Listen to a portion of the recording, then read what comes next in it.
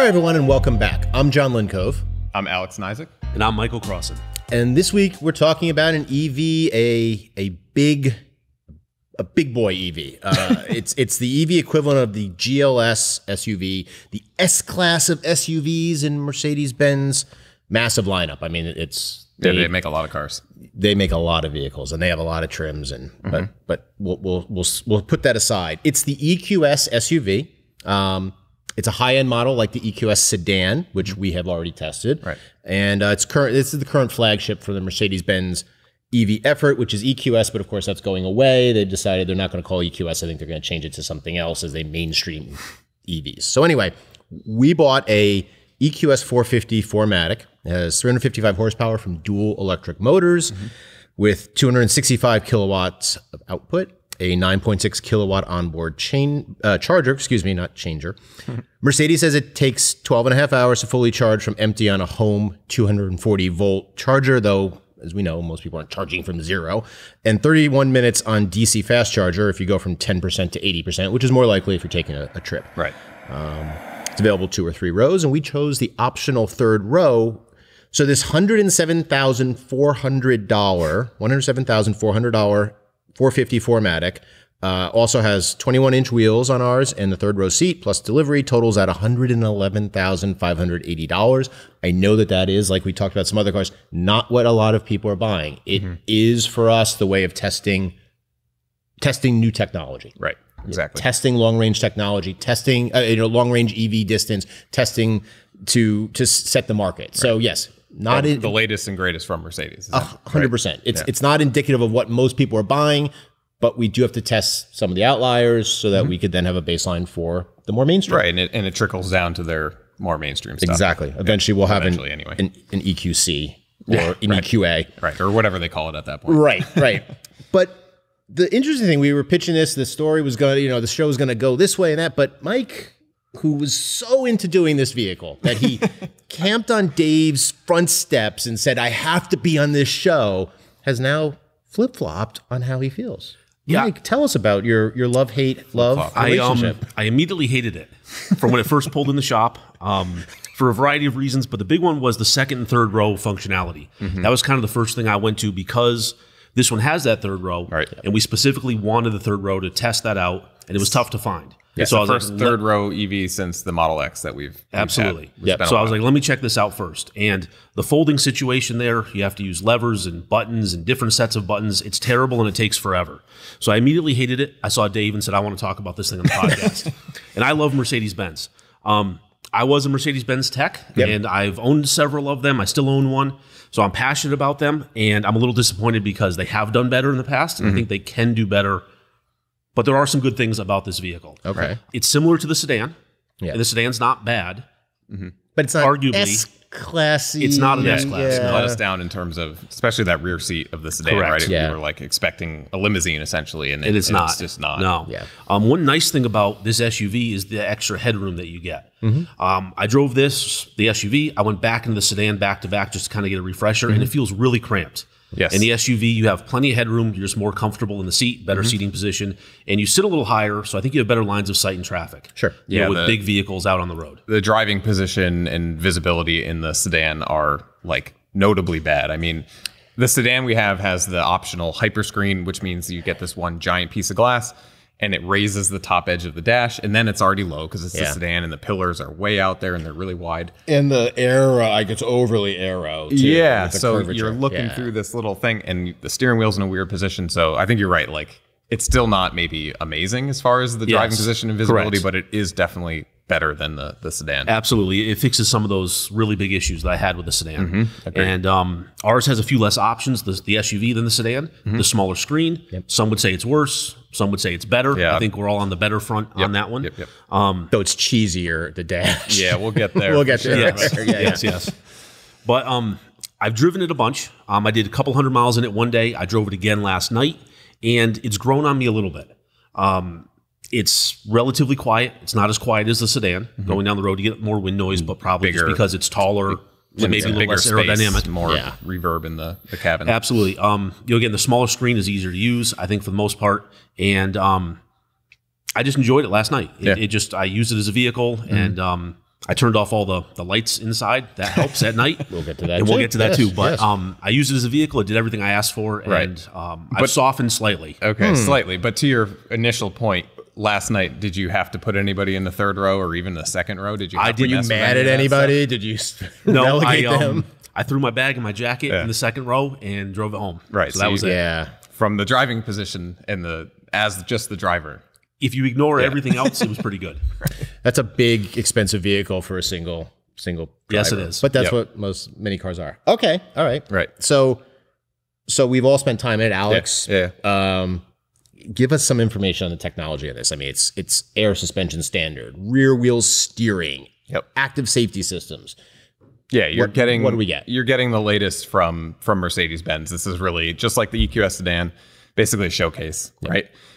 So in terms of the EV technology, you're getting their latest and greatest batteries and motors. So 108 kilowatt hour battery, which is pretty large by even today's standards. That's the usable capacity. All-wheel drive dual motor, like you said, and that onboard charger, the 9.6 kilowatt charger, is, I'd say it's like kind of average. It would be nice to see a bigger one because the battery is so big. Because what that really means is you're not so concerned about charging it overnight. Overnight is enough time, whatever. But if you have a shorter time at home where you want to charge it, it's adding about this is a calculated number, but 22 miles of range per hour of charge, right? So if it was, regardless of battery size, if it were a little bit bigger of a charger, you'd get more miles. And then the 200 kilowatt DC charging, though, that's pretty decent. That's above average. So that's good. Latest chassis technology, at least in terms of a comfort-oriented Mercedes, right? It's not a handler, but you're getting the air suspension, the adaptive dampers. My favorite is the rear steering. I mean, that shrinks the car down. It's kind of amazing. It 10 really degrees does. of rear steer, which is huge. Like small traffic circle, rotaries and stuff like that. Really, it tucks itself in. It does. Yeah. Now, it kind of gets a little weird because this is a big, heavy, really heavy SUV, so you can't really get around that. So it does kind of have this nice turn-in response in these things, and the rear steer kind of makes it feel nimble, but because it's so big and soft, like it kind of flops over on itself, and like it just, the responsiveness of the steering doesn't quite match how big and heavy and soft the rest of the vehicle is, in my opinion. Like, it's good sublimate and all these things, but like when you start to push it, especially compared to the sedan, totally, it's just the smaller foot. That one lower, lower, more CG. Nimble, exactly. Yep. Yeah. To add to that, I might have overcooked an interchange this morning a little bit. Got in there a little hot because it turns in pretty well, and there was like a little porpoise action happening kind of mid corner, like the F1 cars. Yeah, exactly. And it that sort of then alerted me to the fact that I was probably going maybe a little quicker through that interchange than I should have or would have in such a big heavy vehicle. Yeah, it kind of is a little misleading in that way with the amount of response you get right away. Can you give us a little bit? We talked about the hyperscreen, the small screen. Yeah, What's the difference? I mean, in the sense of, yes, it's better. I think we all agree, like you said, we all agree it's better just to have the single screen with addition, but you're not really utilizing that as the driver anyway, the hyper screen. But it does take up the car. I mean, it is a presence. It's a massive presence and it's overwhelming. So the reason I like the smaller screen, and I think you guys would agree, is you're getting 90% of the same functionality, right? You lose the passenger screen.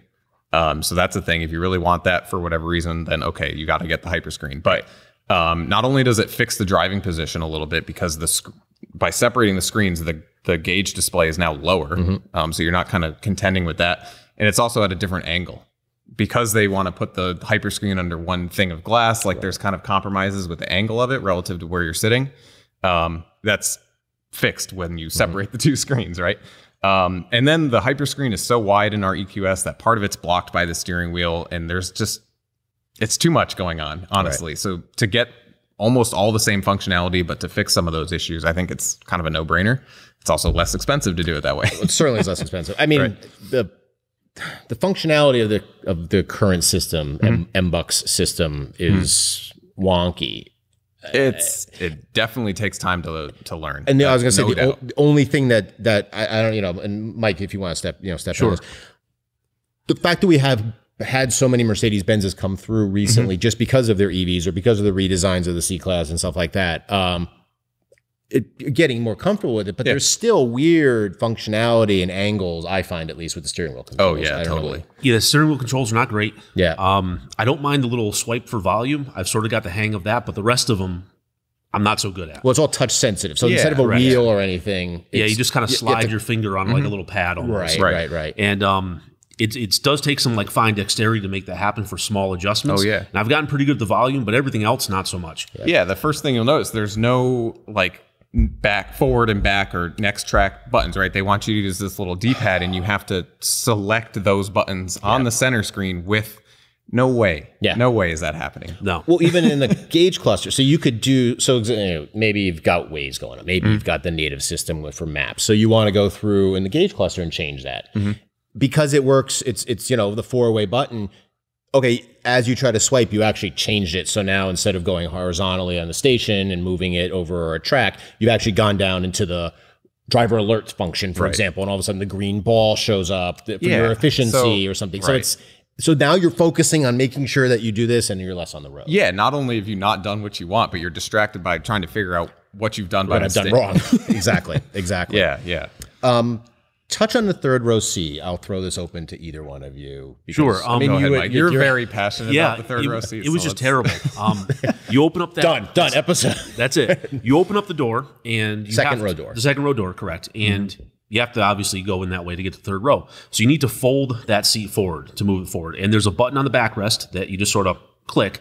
And the driver's seat and that middle row seat both move forward simultaneously. So there's a lot happening. But it doesn't really move forward enough. There's more steps that you can take. There's a like a cable or like a ribbon cable that you can pull to release the seat and let it go even further forward.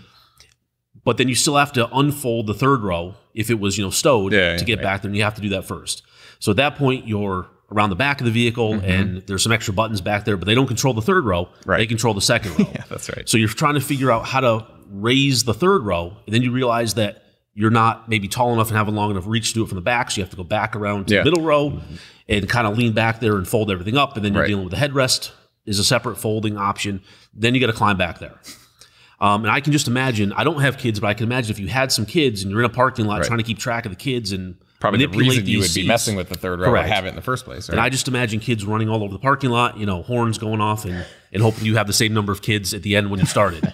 And then when you put it all back together to sit, you then still have to readjust that second row with the seat controls on the door. So you're going like 4 different places to make this happen, and it's a lengthy ordeal, basically. And they could do better. I think not having a string, $111,000. Well, just a string, like Toyota has something where it's a Velcro strap and you just pull it up. I mean, at least something to help you reach. Yeah. Correct. Look, this is not a GLS in size. The GLS, you could fit an adult in the back and still have room for their luggage. So yeah, this is a compromise. It's tight back there. So once you're done doing all that, maybe you get back there, right? I mean, most of these midsize or even larger, this thing is pretty large. SUVs, these third rows are tight, but this thing was kind of disappointing, honestly, by the time you climb back there. The seat's so low and it's really narrow. I'm going to be really nerdy here for a second, but like a lot of these EVs, because aerodynamics are so important, there's something called tumble home, right? Where it's the curvature of the way from the sides of the vehicle, the greenhouse comes in, right? Yeah. So they're trying to make them so aerodynamic that when you look at the car from the top view, it starts to get teardrop shaped, right? And it starts to come in and pinch towards the back, which, most cars have that to some degree. But if you look at like our iX, a BMW iX from the top or this thing, it's like pretty dramatic, right? So that just makes the third row even tighter than it would be in a GLS or something. For anyone beyond a kid. Yeah, absolutely. You're like, sitting like this in there. So, and then at the same time, you don't have really any cargo room. So with the third row up. Third row up. Yeah. So, this is it's fine for carpooling kids. I mean, I think taking my daughter and her lacrosse teammates around, they can throw the sticks in the back or they can but you're not taking 7 or 6 people on vacation with this. I don't think so. At all. Nope. There'd be no room for your stuff. Yeah, you have to have a separate luggage car. Well, you're doing a rooftop rack, which is killing the whole point of it. So you'll get 100 miles of range. Let's get to EV-ness of it. Yeah, you're getting all-wheel drive, but what about range? Of course, it's winter here. Even we don't have Midwest winter snow, but it's cold. It is, yes. What have you seen as far as that, highway speeds, et cetera? of course, like most EVs, you wish there was a little bit more range. But I think they're making up with some of that on the charging speed. So if you do have to charge, you can get that range back quickly and get on with your day. But on the highway, it is a bigger vehicle. It's a heavy vehicle. It's taller. If you're doing 55, 60, which, let's face it, most traffic in most places don't do that unless you're in a traffic jam. Yeah, in Connecticut. And the faster you go, the worse it gets. If you're keeping up with the traffic speed on the highway, whatever it is they're going, it starts to tumble pretty quickly. You can sometimes see 2 miles come off your range for every mile you drive, especially when it's cold out. And that's flat, not even going up hills and stuff. Absolutely. And even trying just to manage temperature inside the vehicle, like driver only using, well, this one doesn't have the steering wheel heater, or at least I haven't found it. But heated seat, not trying to heat the whole big cabin, that helps. But if you have some people with you, you're going to have to heat the whole cabin. And that's just going to affect it, more and more. Right. So, I mean, it has plenty of power. Doesn't have the power of the sedan, the 580, but that's you probably... can get it, right? You can. We just bought a lower one. Right. That one probably has power buttons for the rear seats, by the way. Maybe at that point. At 125 or whatever. But it has plenty of power, for its size and things like that. And it'll pull up a hill, like the hill's not even there. It basically flattens out any kind of a hill. So that's great. Smooth. A little bit of wind noise, more so than the sedan, but it is a bigger vehicle. Right. So I think that's to be expected. And it's not traumatizing, the level of noise. You can still talk on the phone. You can still listen to music at a reasonable volume. No, you don't have to drown it all out. No, it's still, that's a luxury level interior as far as the, quietness. Alex, we've talked on a couple different cars on the show and also just at the office about the smart regen. And so there is a mode, there are various modes here. Can you touch a bit about that? Because it's good and bad or okay and bad. Okay and bad. Yeah, I like that. Okay, so what the system is trying to do is it's basically using the radar and camera system, mostly radar, to detect like vehicles in front of you or road conditions and automatically apply regenerative braking to like slow you down or manage your speed.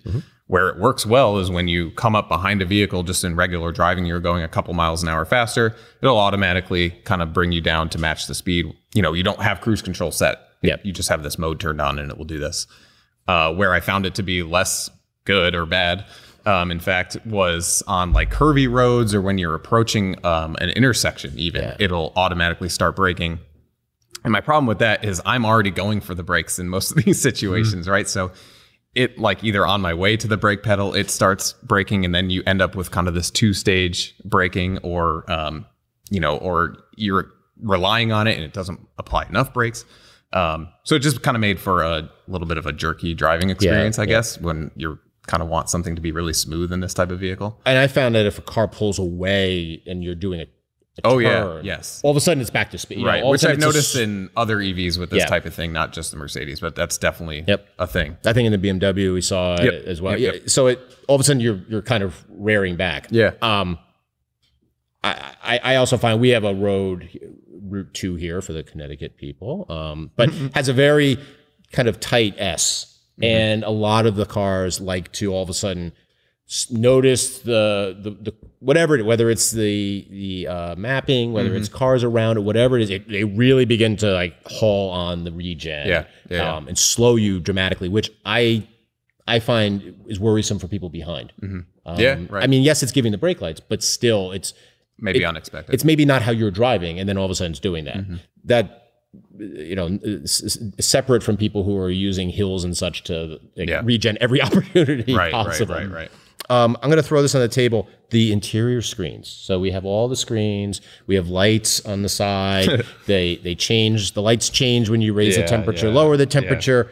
It's like a disco club in there. It is. If you turn it on. I mean, so if you're into this type of thing, if you're really into ambient lighting in cars, which most offer it to some degree, Mercedes is, it's over the top. It's over the top. So if you're really into this, like, get a Mercedes. But it is over the top and it's super bright. And in this EQS SUV, it's even brighter, it seems, than in the sedan. I mean, if you turn up the volume or the brightness all the way on these things, it's like alarming. And then I discovered that it's got this mode where not only is it responding to like climate adjustments, but it's responding to the speed at which you're driving. So like at say 10 miles an hour, it's like a slow pulse past your head. And then the faster you go, it starts getting faster. And it just feels like they're maybe skirting around some kind of regulation by doing that. You're not supposed to watch TV while you're driving. This isn't that much different.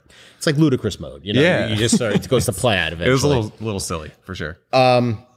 we've touched on a ton of stuff. I want to throw this out in who is this for? Okay, so it's got the third row seat. Is this the new R Class? I mean, if everyone remembers the R Class, it was my question. 2006 to 13. But I mean, we've got the Model X. Yeah. We now have just gotten in a Rivian R1S finally, so a three-row SUV. Yeah. Tell me if it's the R Class. I think R Class is a good sort of past model to relate this to. Okay. I definitely think they're trying to bill it as like the S Class SUV, but it's not really an S Class. If you sit in a current generation S Class, it is a very nice place to be. Really well thought out. And it's very sort of traditional car inside of there. Yeah. I remember when the R Class first came out, the middle row with the captain's chairs was a great place to like a road trip. You want someone else to drive. I want to sit back here and, can have heat, AC, whatever. And it's a nice place to be. I sort of wish this middle row had captain seats. It might make it a little more comfortable, might make access to the third row easier. You could like use the center aisle to get back there. So I think R Class is very appropriate. It is sort of almost like a minivan with traditional doors. It's very much still a family vehicle, absolutely, right? Spacious, other than maybe the third row, but in general, it's quite spacious. It's just the family that wants the latest and greatest and is ready for an EV, or maybe already has an EV, right? Correct. But yeah, I think I did want to touch on quickly anyway, and this kind of leads into it, what you don't get for $111,000. Definitely. Quickly. Go ahead. And some of it is from an EV perspective specifically. Even though it's Mercedes' latest and greatest EV, it's not that efficient compared to some of the others. I mean, of course, compared to the sedan, it's less efficient because it's bigger, heavier, and less aerodynamic. But so if you're just using EPA numbers, it's getting 2.3 miles per kilowatt hour, which is kind of an equivalent way to think about EVs in terms of like miles per gallon, right? How far can I go per unit of energy in the battery? The sedan is 2.8, which is kind of, it's okay, but it's better, of course, but it's average. To put it in perspective, the BMW iX, which is pretty similar to this EQS SUV, is 2.6, and Lucid Air and Model S, if you trust their numbers, are at 3.6. So way more efficient. So that's one thing. But then we touched on the fit and finish. I think. Oh yes. Fit and finish, and there's no heated steering wheel. I think with a vehicle like this, to try to keep their margins like in the realm of sanity, like they've got to cut some stuff out because batteries and motors and stuff is still so expensive. Sure. That big plastic sheet on the dash is pretty cheap looking. Like, and you start poking around and things aren't S-Class level, right? Correct. And that stands out, especially since we also have an EQE we got in, and it's just a slightly nicer non-hyperscreen dash. Slightly, not great, but it's also 20, 30 grand less. Right. Yeah, it's like that sound. I mean, it's awful. It really is. Yeah, it's just surprising. The sun visors, they feel like they're made out of like milk containers. The headliner feels nice. A lot of things feel nice, but the first time I reached up to grab that sun visor, I was like, ew, gross. Right, some of the like secondary gross areas. Yeah. Right? Yeah. So I'm getting the hook. The Gong Show is coming for us on this episode's EQS talk. So we're gonna have more online. It's just going into test. Check out consumerreports.org. We also have the EQS sedan final road test information up there already. At this point, we're going to be going to the questions, but the only way we get to answer questions is if you send them to us. So send us your 30-second video clips, send us text questions, talkingcars@icloud.com. If you include a little meme for Dave, you might get pushed to the top of the list. There's Sourpuss face. The trick, huh? That's the trick. A little gift for Dave. Anyway, today's question comes from Doug from Muskego, Wisconsin. Doug asks, I have noticed that most manufacturers seem to be listing their connected vehicles as requiring a 4G connection. This shows up on their window stickers as well as on some brands, 2023 Lexus NX and RX, for example. Given that we just went through decommissioning the 3G system, which seems to make anything requiring 3G obsolete, what are your thoughts on how today's generation of connected vehicles will operate when the inevitable shutdown of 4G happens? Good question. I mean, very relevant. Alex was part of a big story on consumerreports.org about that. So look it up. Alex is going to talk about that in a second. The quick answer is it's not going to happen soon. I spoke with one of our tech writers, Melanie Pinola. What she told me is that 4G is expected to be available until at least 2030, even longer, because carriers are building 5G on top of 4G LTE, and they can share the same spectrum called dynamic spectrum sharing. 5G really is not replacing 4G the way 4G did for 3G. But it's important for you as the consumer, pay attention to what the automakers are doing. You know, when you hear rumblings about it, start thinking about the vehicle you have.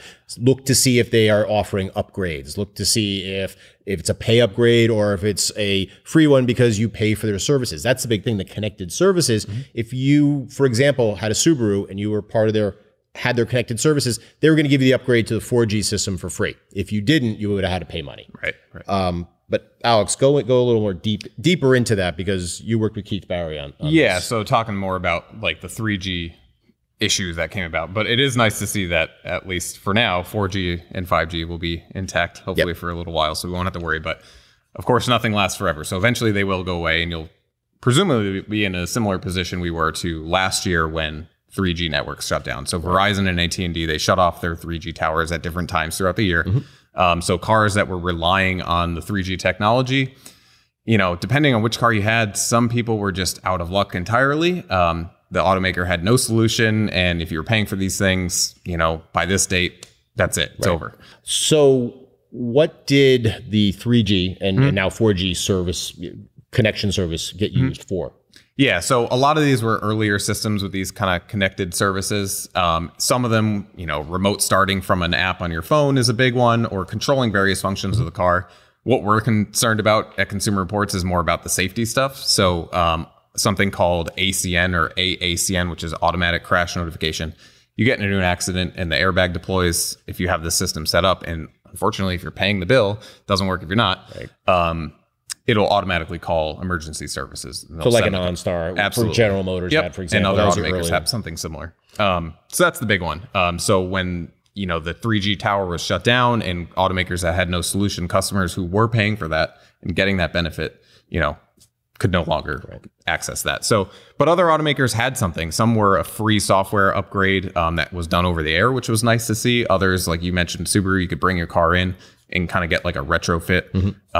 So point is that automakers were all over the map. There's no regulation to say that they have to support these kind of legacy systems as technology changes. So just extrapolating into the future, we'll probably be in a similar position maybe around 2030 when, you know, 5G goes away or 4G. So some Mitsubishi, I believe Bentley, maybe another, they relied on your phone. They didn't have a Ford is the biggest one that does that as well. But pro con on that one. I mean, like automakers may not like that in the sense of the green. Yeah, correct. I mean, they are a business and they need to make some money. They want to keep their lights on. So they put these services together, the software in the vehicle, because they want you to use their stuff. They want you to subscribe to their services, and it's a profit stream for them. It's all great that we can use, you know, Android Auto or CarPlay, but you know, that's why they still have their own native nav system and all their own stuff. They would like us to use their things. Mercedes would like us to have the Mercedes Me account and use all that stuff. And then you can choose, yes, I want to upgrade my car with whatever option is right there on the screen. You know, so again, it's a profit center. But the phones, you know, we all basically have the phones. We probably get phones, you know, new phones sooner than we get cars. So you get new phones, that technology progresses, you want to connect that phone. It would be nice if your phone just was sort of the end all be all. You use that, you know, whatever it is, the cell tower, the satellite, however your phone is communicating. That way when your phone updates, it's like almost like the car's connection has been updated. So I think, you know, like you said, you know, Bentley and Mitsubishi, two brands that are sort of on different ends of the spectrum. Never saying them in the same sentence, right? You know, that's the way they chose to do it for whatever reason, where others tend to, you know, no, we're sticking with our hardware, our software, and this is the way it is. And it's not all cynical, I will say. Like, even though they are profiting from that, there is a benefit to having these kind of built-in embedded systems. Is that your phone, talking about crash notification specifically, in an accident, your phone could go flying. You never brought your phone in the car. It wasn't charged. You never set it up. Whatever. Right?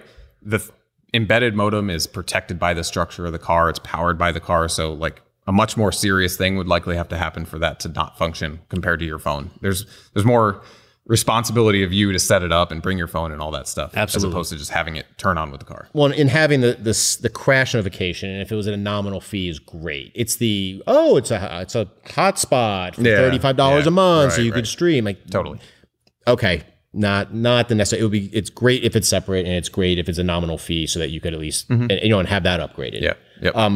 A lot going on. Check our story online if you search on 3G wireless network shutdown. At consumerreports.org. You'll find that story and a lot more information. So that'll do it for this episode. Of course, make sure you send us your questions and your short 30-second video clips, talkingcars@icloud.com. This episode was produced by Dave Abrams and edited by Andrew Belize and Anatoly Shumsky. And thanks for watching, and we'll see you next time.